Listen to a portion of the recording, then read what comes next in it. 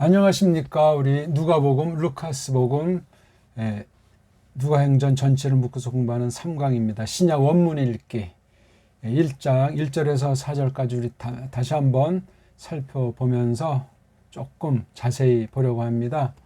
우리가 이렇게 성경을 볼 때 누가복음이면 누가복음 하나를 공부할 때 신약 전체를 겨냥해야 됩니다. 특히 이제 행전과 같이 묶었을 때는 같은 연관성이 있는 책부터 이제 점점 접근해가지고 전체를 한 통해 봐야 돼요. 그리고 이제 구약 전체를 또 한 통해 보는 안목을 지녀야 되는 건 당연하죠. 한 단어라도, 한 지명이라도, 한 가르치시는 계시의 내용이라도 철두철미 그렇게 정확하게 살펴나가야만 합니다. 그래야 분별을 해요. 영분별을 한단 말이에요. 진리의 영인가? 미혹하는 영인가?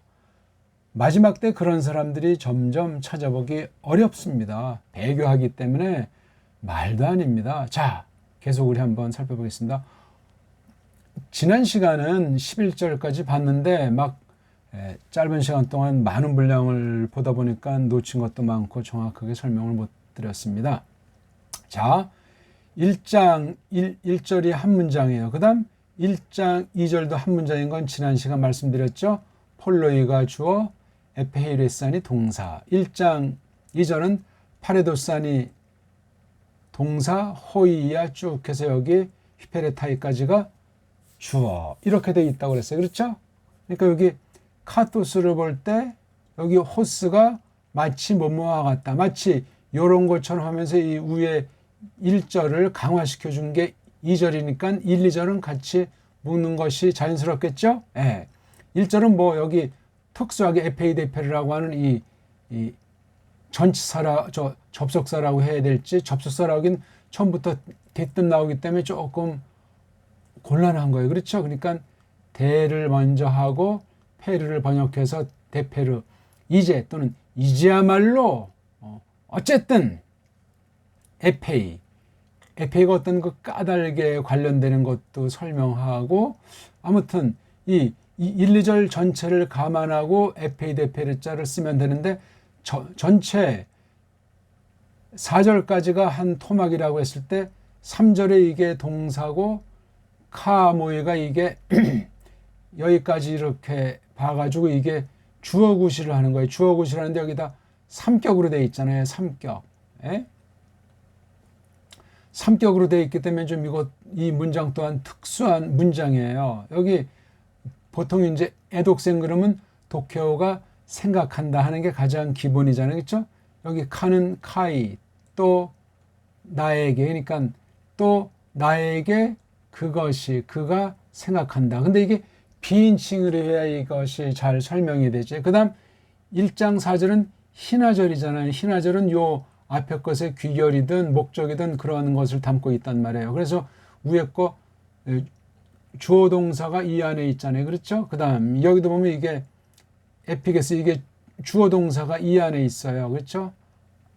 알아차린다, 생각한다 하는 이런 식으로 두 덩어리 1, 2절, 3, 4절로 엮어져 있는 1절과 4절을 오늘 살펴보려고 하는 겁니다. 그렇게 봐야만 하겠습니다. 자, 그런데 조금 이제 시간이 있으니까 좀 말씀드린다면은 복음서가 4개 아닙니까? 4권인데 각각 아니 왜 그렇게 썼는가? 이거 외에도 가짜 복음서, 가경 내지 외경 가운데 뭐 유명한 도마복음, 유다복음, 베드로복음 그런 책들이 무수하게 많아요. 근데 그걸 우리가 받아들이지 않는다. 누가 결정했는지, 무엇을 기준으로 했는지 그 정확한 내용은 우리가 잘 모르고 그것까지 확인하고 열심히 연구하는 사람이 별로 없습니다. 한다고 해도 자유주의자들이 많이 하지 보수파, 정통 보수파들은 아예 그냥 66권 외에는 거두절미하는데 글쎄요. 조심스러운 문제가 있어요. 그러면 그 66권이라고 하는 것이 잘못하면 올무가 돼요. 잘 알지도 못하면서 그것만 그냥 숫자만 껍데기만 자꾸 늘어지는 율법주의 같은 굉장히 성경 우상주의에 빠질 수가 있어요. 조심해야 됩니다. 그렇다고 해서 우리가 가경을 무조건 받아들인다는 것도 아니고 외경 중에 몇몇 권을 우리가 그냥 경건서적 비슷하게 우리가 왜 역사적인 근거도 분명하고 또 그냥 좀 크게 문제가 될 만한 것은 없다 하는 그 일반 은총에 속한 것으로 그냥 참고해서 그냥 개인적으로 볼 수 있다. 뭐 그렇게까지는 이제 조심스럽게 말한다면 넓게 감안하고 다시금 우린 또 예리한 눈초리로 살펴볼 수는 있을 겁니다. 아무튼 뭐 지금 그런 쪽 방면 가경 외경은 말하지 않는데 이 내 복음서라고 들어온 것들을 정말 잘 봐야 돼요. 정말 이게 합당한가? 아닌가? 왜? 예수께서 태어나셔서 이 땅에서 공생에 의한 사역들을 적은 것 아니겠습니까? 그런데 이 루카스 유한겔리온 누가복음은 과연 왜 썼는가? 빤한 구약에 예언한 대로 언약 가운데 오신 예수 그리스도스의 태어남부터 죽고 부활한 그 내용을 썼는데 그걸 어떤 각도에서 어떤 목적으로 어떻게 적었을까? 루카스라는 사람은 도대체 어떤 사람인가? 쓴 때가 대충 어떤 때쯤 되는데 그 내용이 하늘로 가신 뒤 한 세대쯤 지난 뒤일 텐데 어떻게 그때까지 이것이 보존됐고 어떤 자료들을 어떤 그 근거를 가지고 이렇게 적었을까? 그런 등등의 것들을 우리가 생각하면서 읽어야 돼. 1장부터 24장이잖아요. 루카스 복음에서 한 단어를 뽑으려면 한 단어로 집약하려면 성경 안에 있는 어휘로는 무엇을 잡을 수 있겠는가? 또 가장 단문 주어 동사 하나하나 해가지고 최소한도 2단어로 해서 누가복음을 압축해서 표현할 수 있다면 성경 안에 어휘든 성경에 충돌하지 않는 그런 낱말을 쓴다고 해도 그러한 것으로 해서 어떻게 집약해서 한 문장으로 추려볼 수 있을까? 그런 걸 우리가 생각하면서 보셔야 됩니다. 그런데 사도행전이 있잖아요. 사도행차듯이 말이죠. 사도들 앞에서 성령님께서 어떻게 신약교회를 쟁투를 통해서 세워 나가심으로 예수 그리스도께서 펼치시는 그 은혜 왕국이랄지 하나님의 나라를 어떻게 드러냈는가? 그 사도행전은 또 그 성격이 무엇인가? 그리고 동일 저자, 동일 대상이 사도행전, 루카스복음이라고 할 때 전체를 묶어서 어떻게 우리 계시의 알맹이인 예수 그리스도를 어떻게 우리가 가르치는 것으로 받아야 할까? 그런 것들을 끊임없이 추구하면서 이 한 절 한 절, 때로는 낱말 하나, 때로는 한 대목들을 읽는 것이 마땅하겠습니다. 꼭 그렇게 하셔야 돼요. 뭐 마태, 마가, 누가는 공간복음이니까 그건 보는 하나의 그 옛날 방식 중에 하나지 그거 그렇게 아름다운 건 아니에요. 물론 그걸 통해서도 중요한 것들을 우리가 배울 수 있겠지만 다가 아니라 그 말이죠.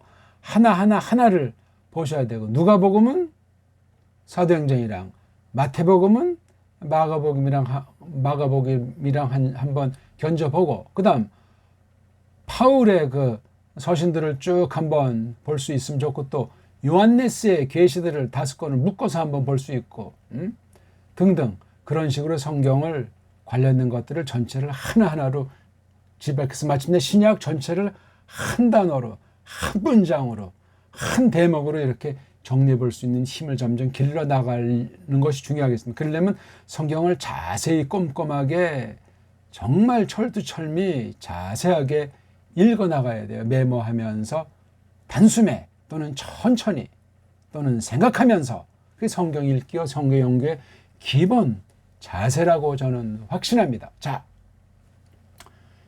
다만 지금 이제 1절을 이렇게 설명했잖아요.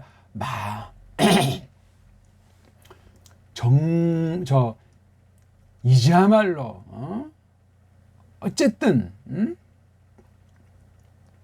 이런 거로 많은 사람들이 손 댔다. 아주 안았자 하면서 그 벌어진 이렇게 늘어 놓아진 것을 밝힘을 늘어 놓은 걸 갖다가 내용은 무엇에 관련된 것이냐고 할 때 프라그마톤인데 쭉 성취돼서 이어져 온 것, 짊어져 와 있는 그런 것들에 관한 거다. 우리 안에서 이 교회예요, 교회. 교회 안에 있는 것들이기 때문에 이 문서들, 이 계시의 내용들을 성령님께서 이렇게 교회 가운데 보존해 두셨다가 어떤 방식이든지 선포를 했든 뭐 메모를 했든 기록을 했든 그런 방식을 통해서 이렇게 손대게 한 것이 많은 거로 어떻게 했냐면 계승했다고 그랬어요. 계승. 건네준 것이다. 우리에게. 여기 앤 해민자랑 그냥 해민자가 굉장히 중요해요. 이게.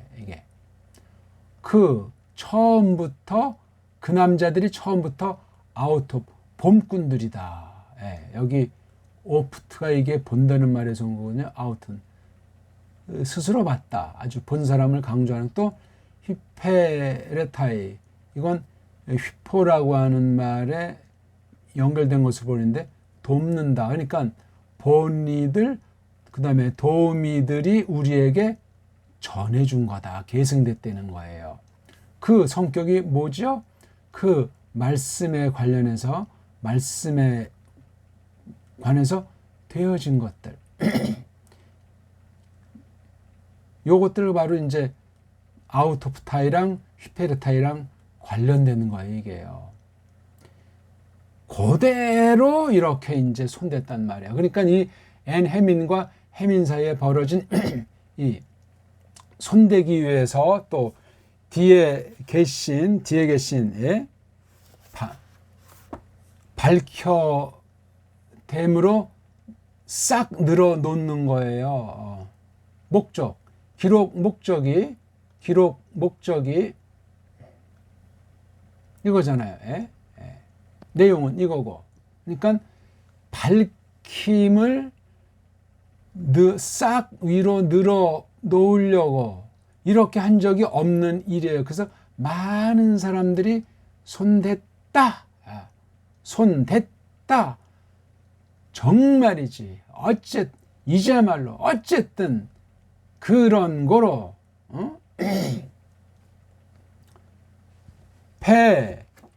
플레로페론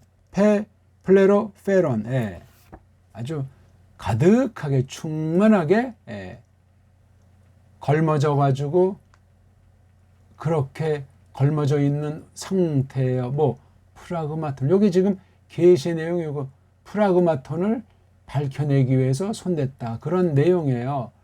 포인트는 이거예요. 우리 안에서 여기도 우리에게 이런 사람들은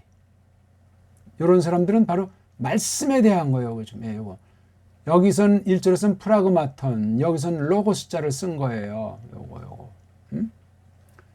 계승했다는 파라 도시스의 원형인 파라 디돔이라고 하는 거. 가까이서 계속 건네줘서 이어져 오고 있었던 거예요. 그러니까 이게 30년쯤 하늘로 가셨다고 쳤을 때 약 한 3, 40년 뒤에 이 루카스 복음을 썼다고 할 때 한 세대 동안 성령님께서 지켜주신 내용이에요. 하나 의심할 만한 것이 없습니다. 루카스가 본 각도는 루카스가 받은 은사, 성령님께서 마련해 주신 능력을 가지고 동일한 자료를 봤다고 해도 이걸 이제 보는 각도에 따라서 이렇게 정리할 수 있었고 또 딴 사람은 그냥 지나친 자료 중에서 루카스는 능력이 되니까 이걸 딱 보고서 적었단 말이에요. 그래서 루카스 복음으로 끝난 것이 아니고 사도행전까지 봤다는 것이 루카스 복음의 완성이에요.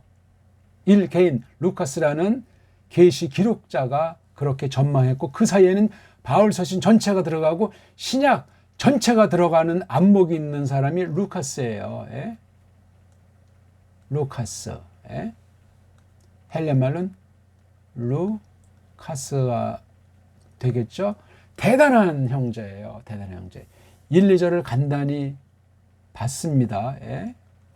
처음부터잖아요. 처음부터. 그러니까 이게 계시의 증인들이 이렇게도 많았던 거예요. 의심이 갑니까? 성경에 대해서?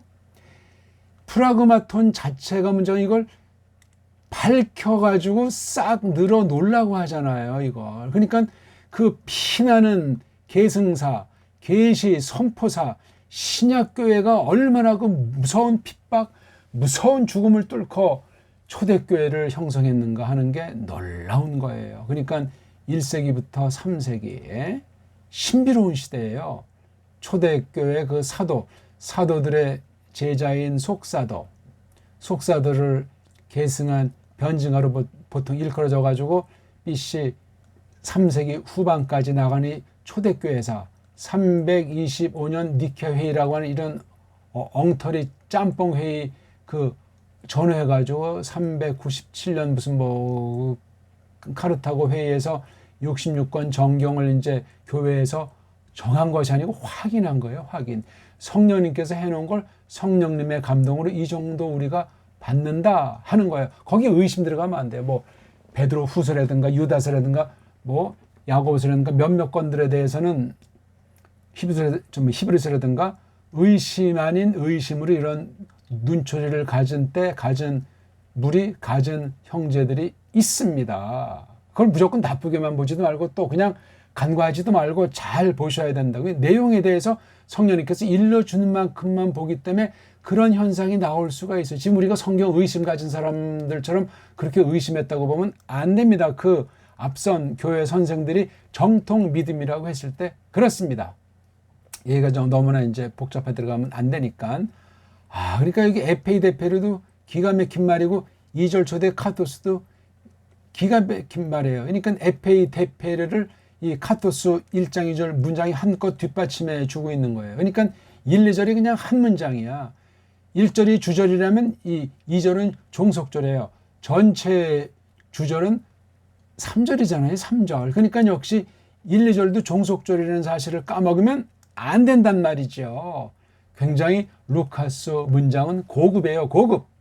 언어학이든 역사학이든 이 사람의 개인의 품성이건 그게 바로 루카스 복음부터 해서 사도행전까지 이어져 나가기 때문에 심심풀이 땅콩 씹듯이 자기가 보는 관점으로만 최고라고 하면서 누가복음과 사도행전을 봤다간 꽈당해요. 신약만 꽈당, 누가행전만 꽈당이 아니라 구약까지도 꽈당 넘어질 가능성이 많습니다.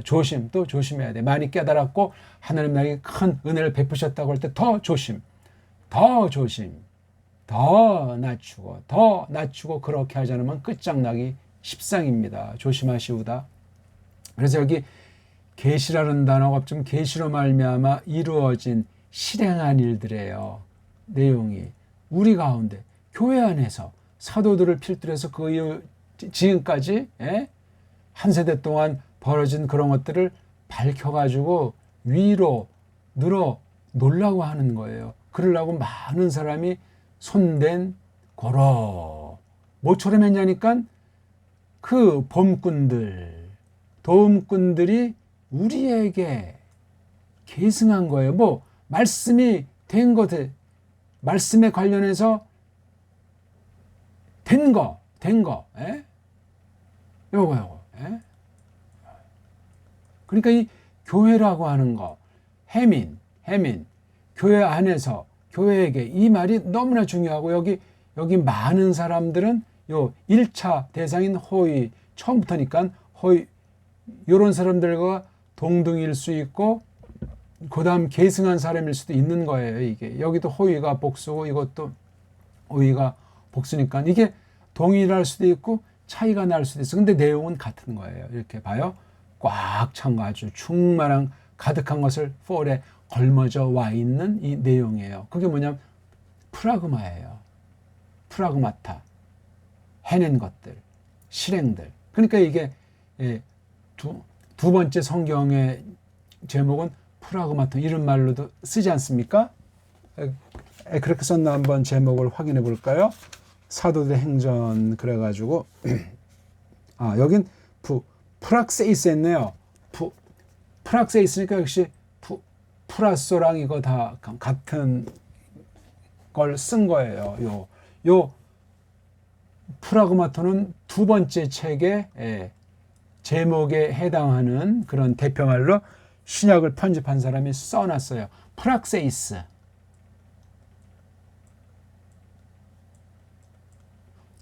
똑같이 프라소라고 하는 어원이에요. 프라소. 실행한다 하는 말이에요. 씹을수록 1, 2절이 기가 막힌 문장이에요. 이게 좀 파격 문장 같은데, 그러니까 학교 문법으로 암기식으로 1과 2과 3과 4가 그렇게 원어 문법을 공부한 사람은 성경을 직방으로 들어갈 수가 없어요. 안 돼요, 그게. 해도 암기식으로 죽은 식이기 때문에 전체를 못 보고 부분에 치우치다가 자유주의 원문 비평에 세속주의에 빠져가지고 망할 수 있어요. 성경에 의심이 자꾸 생겨요. 성경이 틀린 것 같아. 그 당시 고전 헬라어 같은 거 하다가 100% 날아간단 말이에요.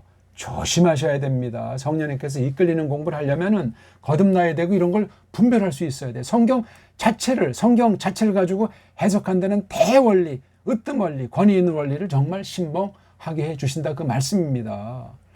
그러니까 이 한 단 한 단어가 전부 다 이게 교리 언어요, 신학 언어요, 계시 언어요. 버릴 수가 없고 더할 수가 없고 뺄 수가 없고 엉터리로 곡해할 수가 없다 그 말인 걸 1장 1절과 1장 2절을 지금 간단히 겉부 지금 새기는데 제 자신이 놀랄 정도 아닙니까? 다 서로 관련된 단어예요. 교회 안에 하나님께서 이렇게 보존하고 계승하시고 초대교 때 얼마나 핍박이 심합니까? 로마 정권이든가 교회 안에 부패 그 세속주의 원수들이 사탄이 그냥 그 파란만장한 것이 복음서 안에도 있지만 사도행전 전체는 정말 투쟁사예요.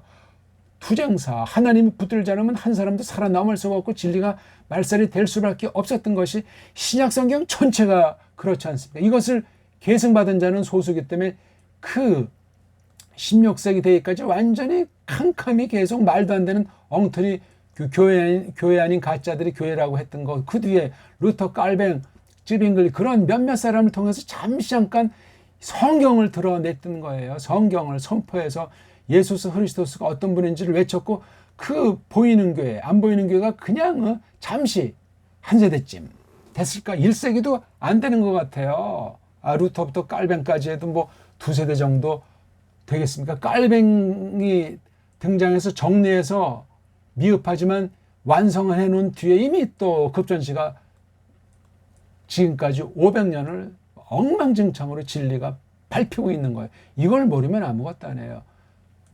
개혁시나 개혁주의도 깔뱅과 다른 면이 많고 뿌리가 다른 게 대부분의 개혁시나 개혁주의라는 사실을 조심하세요. 이런 자들이 깔뱅을 제대로 아는 사람이 없어요. 우습게 여긴다고요. 가장 돋보인 사람이 아브라함 카이퍼인데 그 사람도 깔뱅을 다 잘 모르고 깔뱅의 그 심오한 성경 사상에 대해서 한쪽을 조금 맛본 사람이에요. 아브라함 카이퍼, 화란의 개혁신학자라고 하고 칼빈주의라는 걸 가장 맛본 사람이에요. 그 뒤 뭐 헤르만 바빙크는 그렇지 못하고 딴 거 섞여 있는 그냥 개혁신학, 깔뱅 없는 개혁신학 정도. 그 다음에 비비 와필드도 깔뱅을 잘 모르는 그런 개혁신학자예요. 어느 면에서 그러나 성경관에서 바빙크나 와필드는 문제가 있다는 사실을 기억하셔야 돼요. 뭐 3대 칼빈주의자라고 하지만 아브라함 카이퍼는 2명과 좀 차이가 있어요. 물론 또 아브라함 카이퍼도 뭐 모든 걸 다 구비된 건 아니지만 대단한 능력을 하나님께서 지녀서 그 당시 잠시 그렇게 장수하면서 사용했다는 말이에요. 나머지는 그러니까 볼장이 없는 거예요. 다 영국 신학, 미국 신학이라고 하는 짬뽕, 청교도 내지는 그냥 나름대로 뭐 한 축을 가지고 개혁주의다, 개혁신학이다, 정통이다 하는 것에 지나지 않습니다. 깔뱅을 알아야 성경과 초대교회부터 그 1500년사에 대한 거를 깔뱅이 그 수많은 독서력 고난 가운데 그릇 준비돼서 그걸 계승해 놓은 거예요. 깔뱅의 글 전체를 본 사람이 없다고 했잖아요. 제가 그 방대한 주석, 방대한 설교,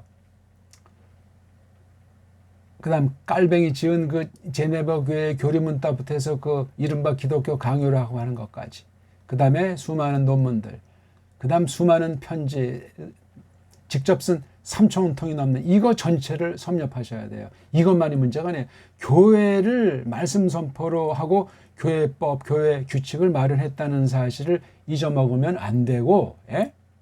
특별하게 하나님이 준비한 그릇에 가장 열매로 돋보인 건 성경 번역을 했다는 거예요. 프랑스 말로, 라틴 말로. 라틴 말은 성경 주석이 다 돼 있지 않았기 때문에 미완성이에요. 물론 완성이란 성경 번역은 없어요. 계속 손보고 선포하고 확증하고 이렇게 나가는 거니까.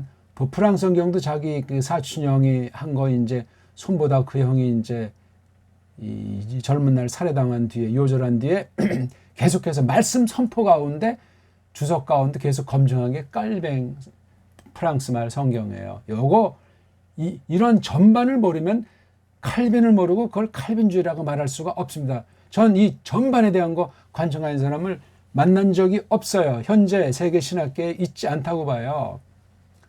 그러니까 깔뱅 같은 사람은 계시기록자는 아니지만 보기 드물게 아마도 유일하게 둔 사람이 아닐까 할 정도로 모든 방면, 전체 방면에 교회로부터 하나님의 나라의 일까지 모든 방면을 다 자세히 서술하고 연구하고 발표 못했지만 큰 전체를 완전히 해서 바른 교회를 잠시 되돌려놨던 사람이고 바르게 세웠던 사람이고 진리 말씀을 다시 하늘 높이 쳐들은 모든 성경에 대한 모든 연구를 하나님께서 하게 했고 그 3,000통이 넘는 그 당시 어디를 함부로 다닐 수도 없기 때문에 유럽 전체에 국직한 사람, 신자건, 불신자건, 권력자건, 신학자건 그런 전반을 했다는 사실을